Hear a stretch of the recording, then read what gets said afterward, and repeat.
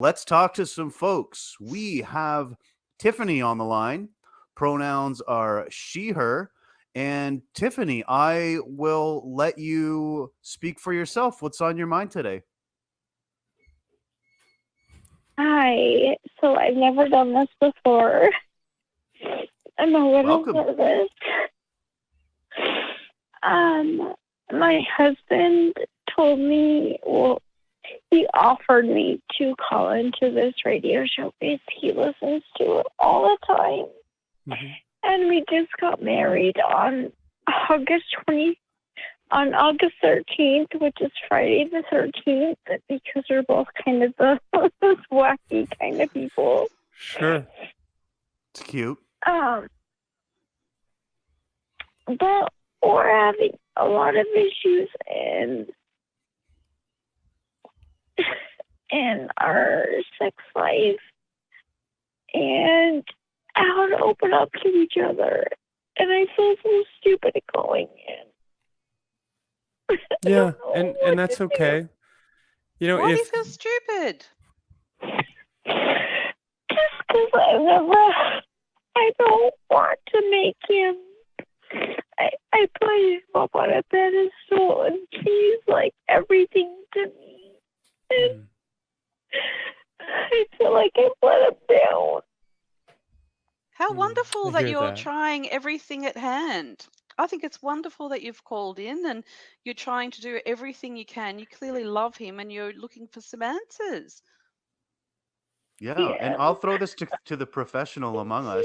Yeah, But me I too. think it also speaks a lot that your husband asked you to call in and gave you this resource to call in, because that kind of shows that he's trying to, and that he cares about you, and that he wants to see an improvement here. But Christy, what do you think?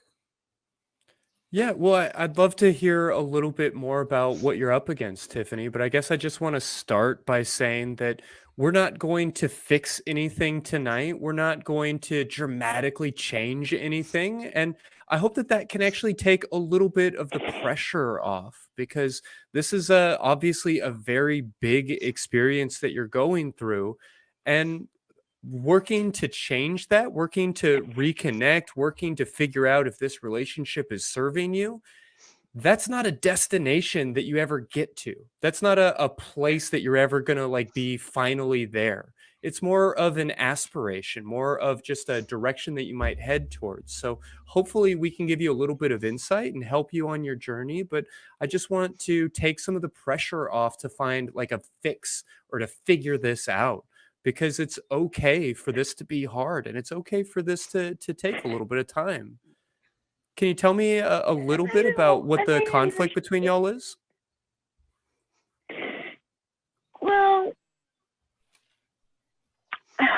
a couple weekends ago, I went to work at 9 a.m. I'm a waitress, and he decided to drink all day. Mhm. I came home, and he had already been to that intoxication level where there's, not remembering anything at that point. Mhm. He had drank a lot, and unfortunately, I had to call the cops on him. And it was really hard because I know he's not that person. He's usually such a great husband to me. Sure. Well, it's And that fair to was say that hard. one action, that one day doesn't define a life, but it sounds like these are some choices that he made, that he did that. So I guess I'm curious about where you find the relationship itself. Is this an aberration? Is this a thing that happened one time that y'all have been able to move past? Or is it more of a pattern? Is it something that you are worried about happening continuously? No, it was a one-time thing, and it scared me to death because Sure. the way he was treating me he has never treated me like that before. Hmm. And I know he has a lot of, I don't know how to explain this, but he has a lot of like views, like he strongly believes he's an atheist, and he strongly believes in other things. He's strong, and when he strongly believes in something, and when he gets intoxicated, Hmm. it heightens that 10 times more. Sure. So when I came home from work, I didn't want to fight with him. I had just done a 9-hour day at a waitressing job. I was just like, I don't want to fight. Mm. He got arrested, and ever since then, I've done everything I could do. I went to a lawyer, and we got the non-protective order dropped and all that so he could come home. Hmm. And he's been good since then. But I'm struggling to Yeah, it find sounds like the out. story that I'm hearing is that you are working through the trauma of an incredibly challenging experience. Is it at all the case that if this one day hadn't happened, that your marriage would be in a very different place? Yes, Okay. 100%. Well, you can say that it isn't him, and that may be fair in a lot of ways, but that doesn't mean that this traumatic experience didn't happen. And it's okay that you're having some challenges in moving past it. You know, if you're telling me that you two have been married for just about 2 months, I have to imagine that this is a pretty recent experience.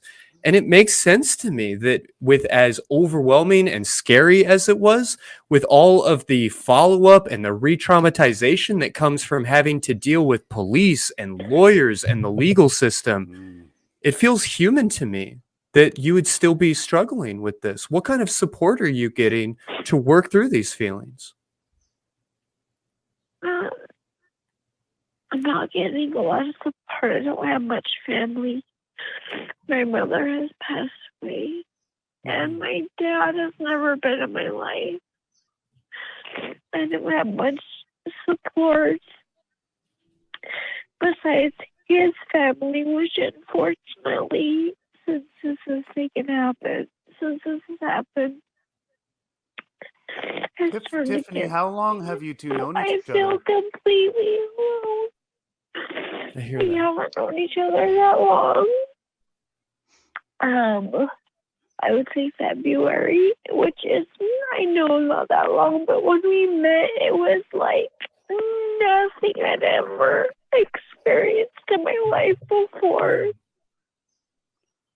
You know what? He is, New love can be intoxicating, so don't blame yourself at all. If you know, if you missed something, maybe you did, maybe you didn't. Just don't blame yourself, because you know that new feeling can be it can kind of cloud your judgment, you know?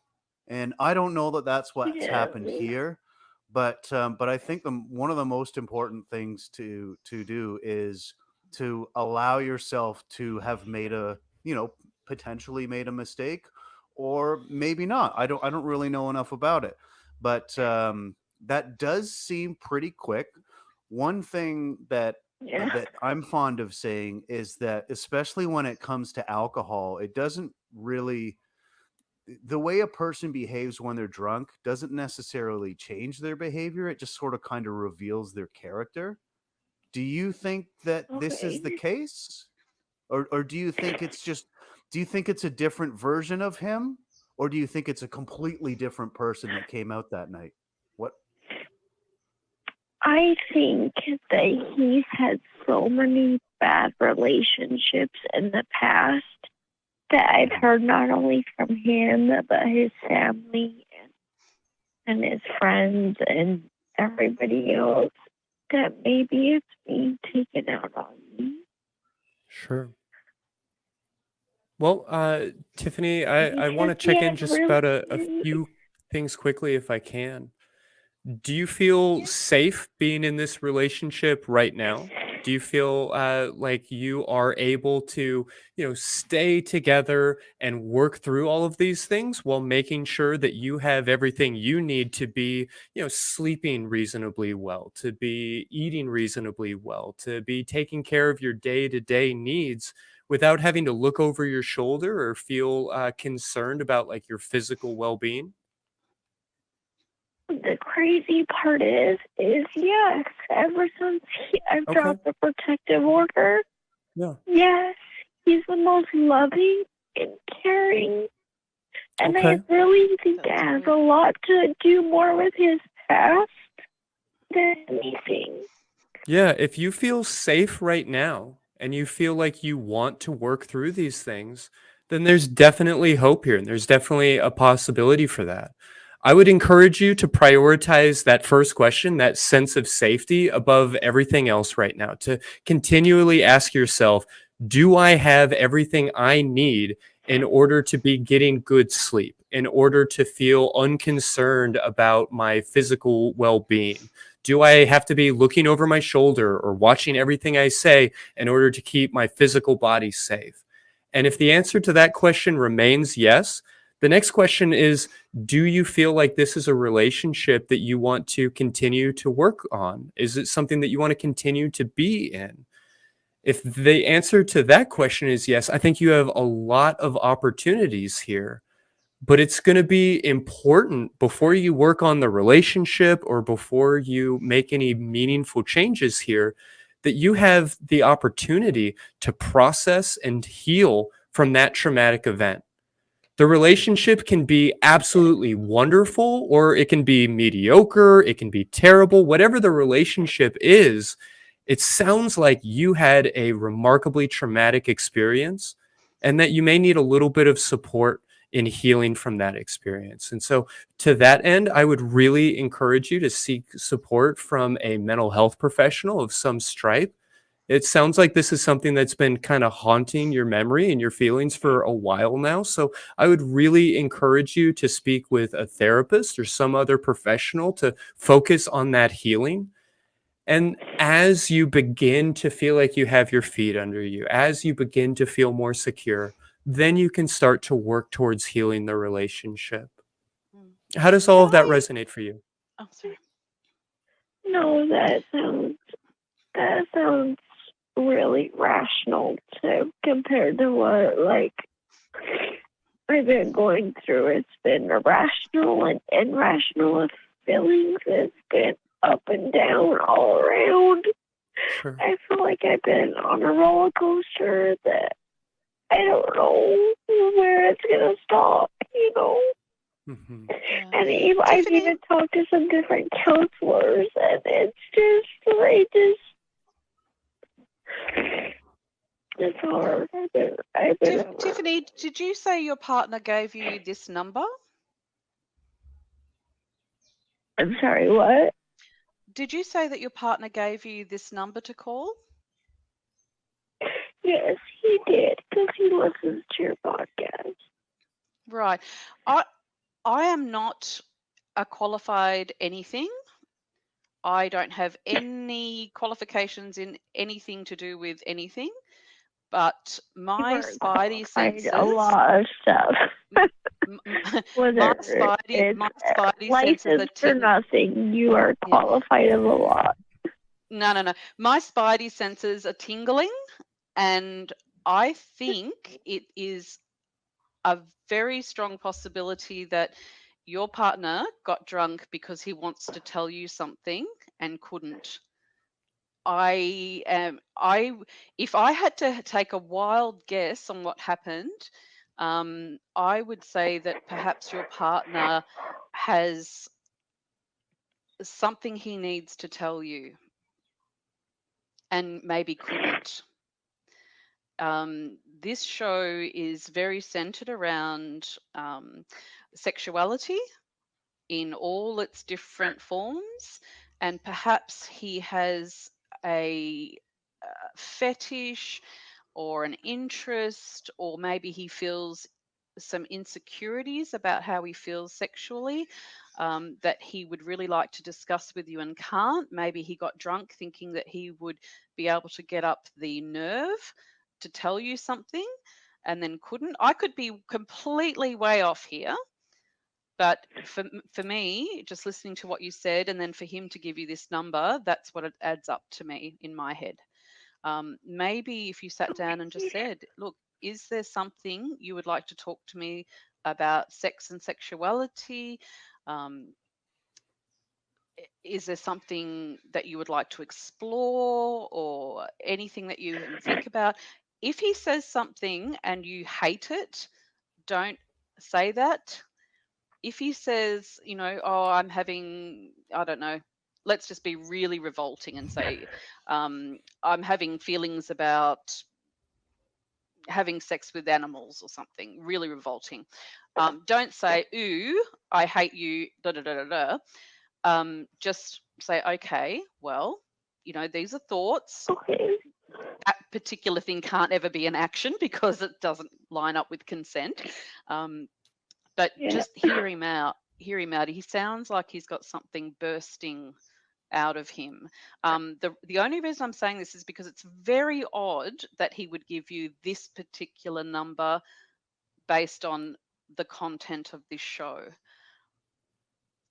Okay. It's a fair point. And if he came out with anger that he doesn't normally have. So he might just have a little something that's gnawing away at him that he might need to talk to you about and just doesn't know how. And he just needs a receptive, open ear to listen.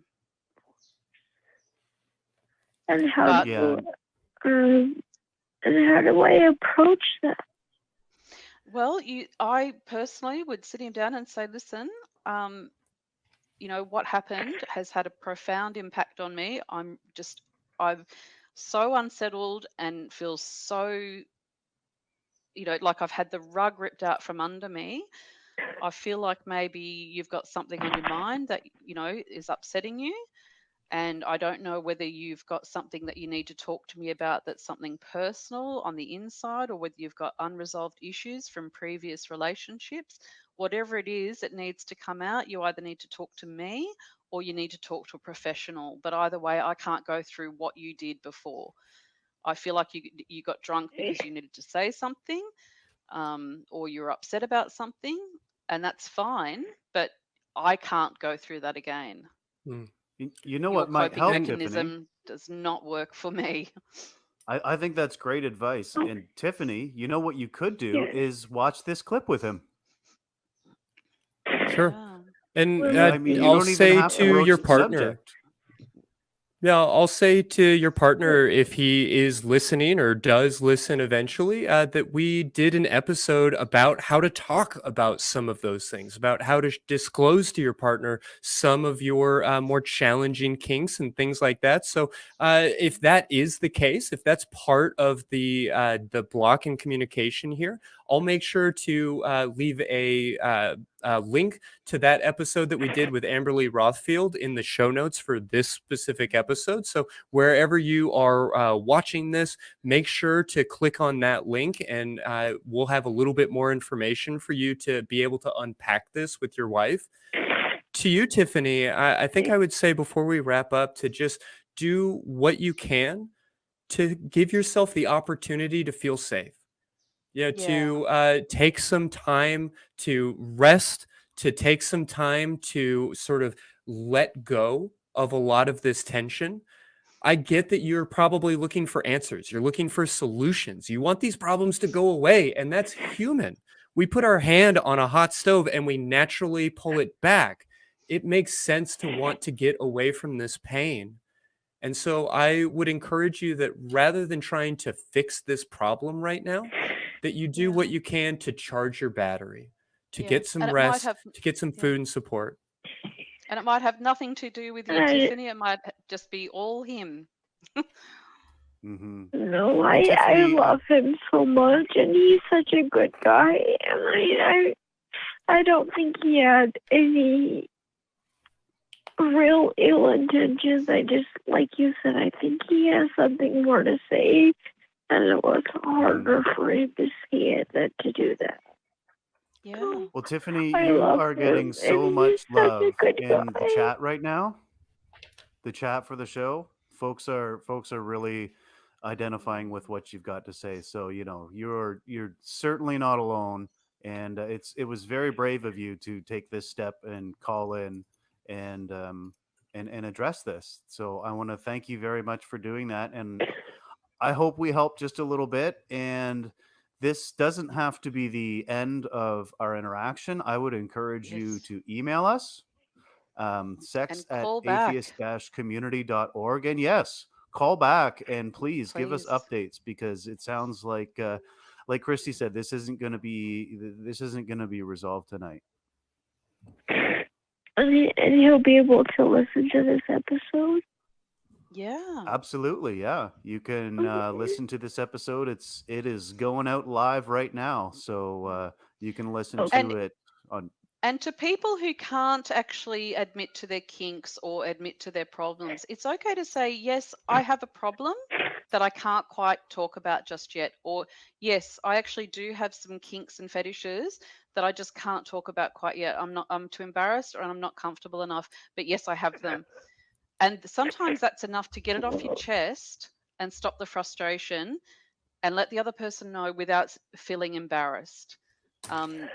Just admit that you Whatever have them he and they're has, there. or whatever he wants to say, I want him to know Yeah. that I'm here and I married him for life, and that's not going to change either way. Yeah. It sounds like you're going to be okay, Tiffany. If he's a good guy most of the time and this was a one off, He's such a good it sounds guy. like things are going to be okay. Please call back. Thank Yeah. you so much. Thank you so much for listening to me. Absolutely. I hope you get Most some rest and welcome. take very, very good care of yourself, and that we can talk Yeah. soon. You care. as well. I'll call back, okay? Great. Thank you. Please call you. back. Yes, we want to Thanks, know what's going Tiffany. on. Bye, Tiffany. Thank you. Oy, Yeah, that's heavy. That's tough. for sure. For sure. And I guess I just want to take a moment to encourage anybody who is going through these types of challenges that trauma is not the bad thing that happened. Trauma is not the car accident that you're in. Trauma is not the time that the cops were called or the argument that you had with your spouse. Trauma is the impact of those things. So if you're in a car accident, the trauma is the broken arm that you got from that accident. And we all know that you can be in a high-speed crash and miraculously walk out of it perfectly fine. You can also be in a little fender bender and wind up with terrible whiplash. So I want to really stress to everybody listening that you don't need to justify your pain. If you are experiencing the impact of that situation, if you are experiencing trauma, you don't need to apologize for that or justify it before seeking support from family and friends, from your community, and from a helping professional.